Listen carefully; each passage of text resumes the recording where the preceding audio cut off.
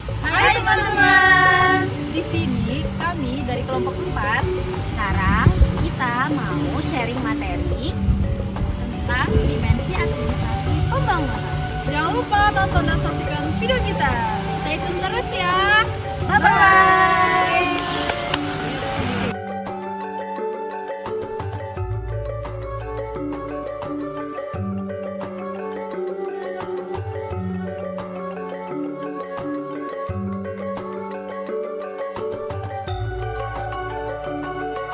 Dimensi perencanaan pembangunan.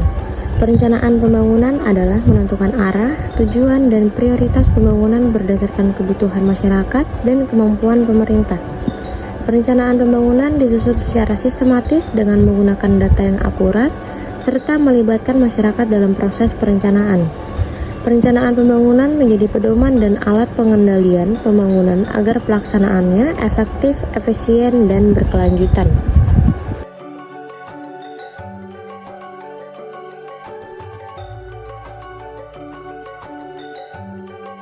Dimensi organisasi dan kelembagaan.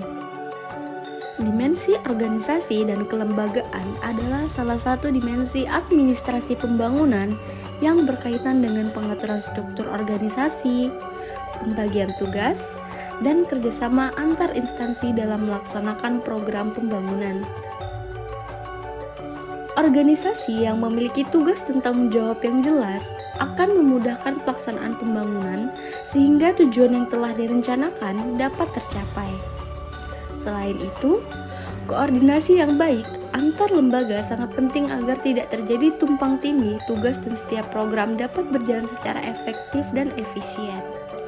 Dengan organisasi dan kelembagaan yang kuat, pelayanan kepada masyarakat akan semakin baik. Pembangunan dapat memberikan manfaat yang lebih besar bagi kesejahteraan masyarakat.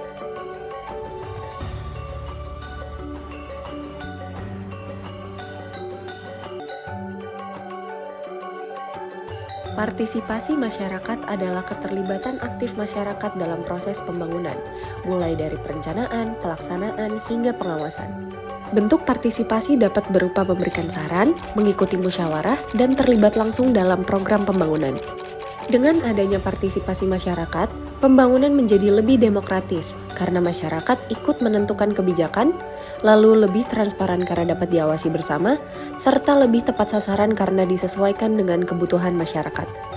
Oleh karena itu, partisipasi masyarakat merupakan salah satu faktor penting dalam mewujudkan pembangunan yang efektif dan berkelanjutan.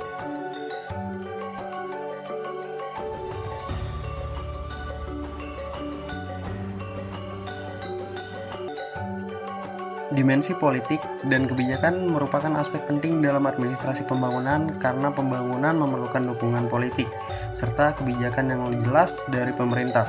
Dimensi politik berperan dalam menentukan arah, prioritas, dan proses pengambilan keputusan pembangunan yang dipengaruhi oleh visi pemimpin, kondisi politik, hubungan antar lembaga, serta dukungan masyarakat. Sementara itu, dimensi kebijakan berfungsi sebagai pedoman dalam pelaksanaan pembangunan melalui peraturan, strategi, dan program pemerintah. Kebijakan publik digunakan untuk mengatasi berbagai permasalahan seperti kemiskinan, pengangguran, pendidikan, kesehatan, dan infrastruktur. Agar pembangunan berhasil, kebijakan harus bersifat adil, efektif, dan memberikan manfaat bagi masyarakat. Selain itu, keberhasilan pembangunan juga bergantung pada koordinasi antar pemerintah pusat dan pemerintah daerah. Agar kebijakan daerah tetap selaras dengan kebijakan nasional, stabilitas politik menjadi faktor penting karena dapat menciptakan keamanan dan kepastian dalam pelaksanaan pembangunan. Sedangkan konflik politik atau perubahan kebijakan yang terlalu cepat dapat menghambat pembangunan dan menurunkan kepercayaan masyarakat.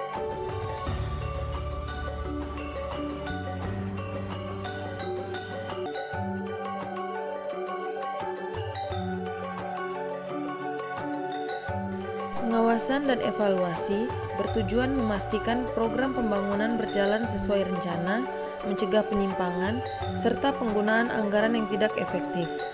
Evaluasi dilakukan untuk mengukur keberhasilan program dan menjadi dasar perbaikan kebijakan di masa depan. Melalui pengawasan dan evaluasi yang baik, pembangunan dapat berlangsung lebih transparan, akuntabel, efektif, dan tepat sasaran.